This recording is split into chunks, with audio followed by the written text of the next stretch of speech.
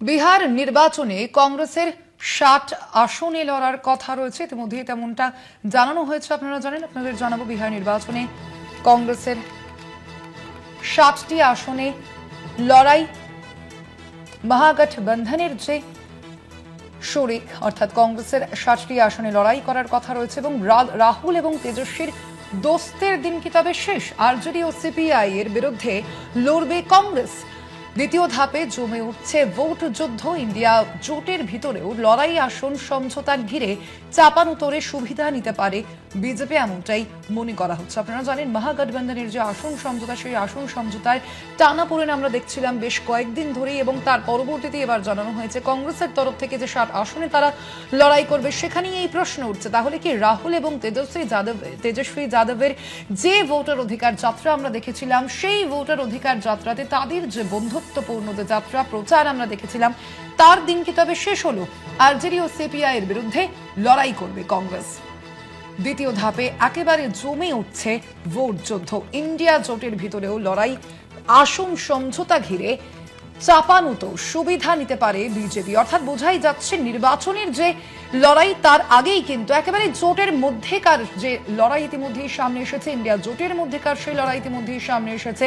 কংগ্রেস তারা ৬০টি আসনে লড়াই করবে। বিহারের নির্বাচন ৬ নভেম্বর এবং ১১ই নভেম্বর, দুই দফায় মূলত এই নির্বাচন রয়েছে এবং তার আগেই এই অবস্থা। আমরা কথা বলবো এই বিষয়ে। আমাদের সঙ্গে ইতিমধ্যেই রয়েছেন আমাদের সঙ্গে নিউজ রুম থেকে আমার সহকর্মী ইন্দ্রাণী। যে বিষয়টি জানতে চাইবো, একেবারে সামনেই কিন্তু বিহারের বিধানসভা নির্বাচন রয়েছে এবং প্রথম দিক থেকে আমরা যেভাবে দেখছিলাম ভোটার অধিকার যাত্রা, একেবারে সেইভাবে প্রচার করেছিলেন রাহুল এবং তেজস্বী যাদব, কাঁধে কাঁধ মিলিয়ে সেই প্রচার করেছিলেন। তার দিন কি তবে শেষ হলো এই জোটের এই অবস্থা দেখে?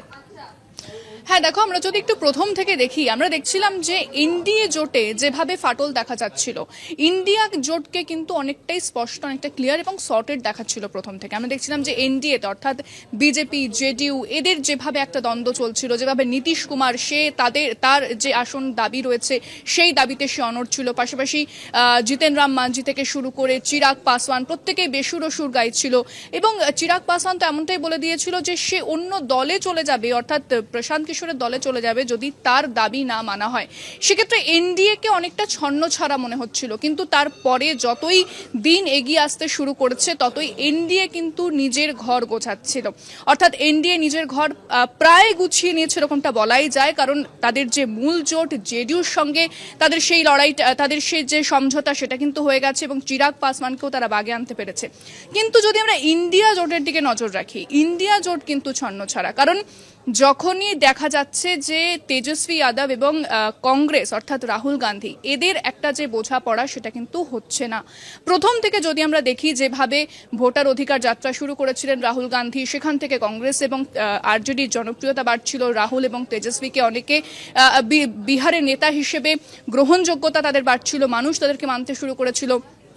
কিন্তু যতই ভোটের দিন সামনে এগিয়ে আসছে ততই কিন্তু তাদেরকে অনেকটা দিশেহারা মনে হচ্ছে।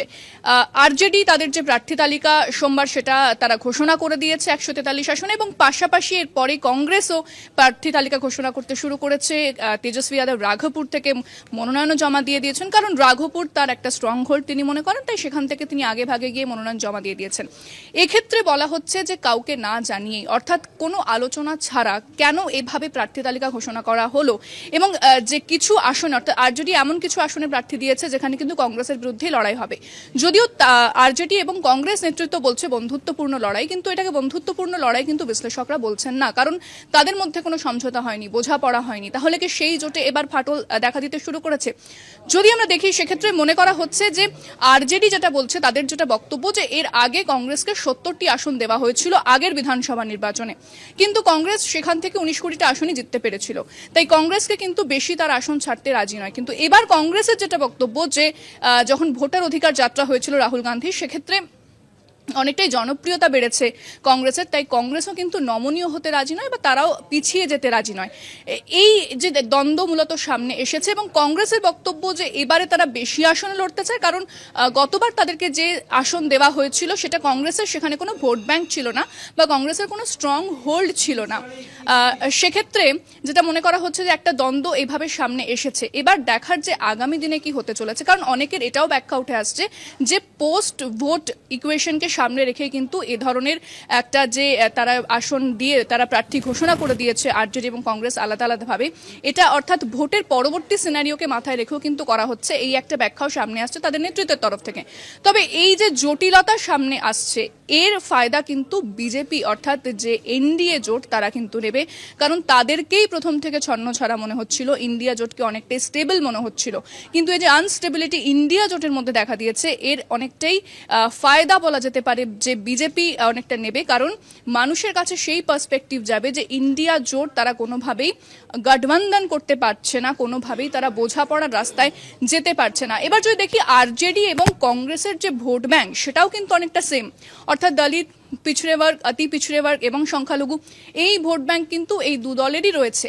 সেক্ষেত্রে তারা যদি বিরুদ্ধে অর্থাৎ একে অপরের বিরুদ্ধে প্রার্থী ঘোষণা করে এবং সেটাকে বন্ধুত্বপূর্ণ লড়াই বললেও কতটা সেখানে বন্ধুত্বপূর্ণ লড়াই হবে এই একটা প্রশ্ন কিন্তু সামনে উঠে আসছে। আমরা দেখলাম যে এনডিএ জোটে যাতে এনডিএ জোটকে বাঁচাতে অমিত শাহ নেমেছিলেন, অর্থাৎ ইন্ডিয়া জোটকে বাঁচাতে রাহুল গান্ধীও সামনে এসেছেন, কিন্তু কোনোভাবেই কিন্তু সেই বোঝাপড়া হয়ে উঠছে না। তাহলে বিহার নির্বাচনে আগামী দিনে কি হতে চলেছে? কারণ যদি আমরা দেখি এই সমস্ত রাজ্যে একটা ভোটের একটা সিনারিও অবশ্যই গুরুত্বপূর্ণ, কিন্তু এর পরে অর্থাৎ ভোটের পরে যে সিনারিও উঠে আসে সেটা কিন্তু আরও গুরুত্বপূর্ণ। সেখানে একটা ইউনাইটেড ভাবে থাকা বা একত্রিত ভাবে থাকা এটা কিন্তু অত্যন্ত জরুরি। এখনই যদি এই অবস্থা হয় তাহলে আগামী দিনে কি হবে সেটা একটা বড় প্রশ্ন।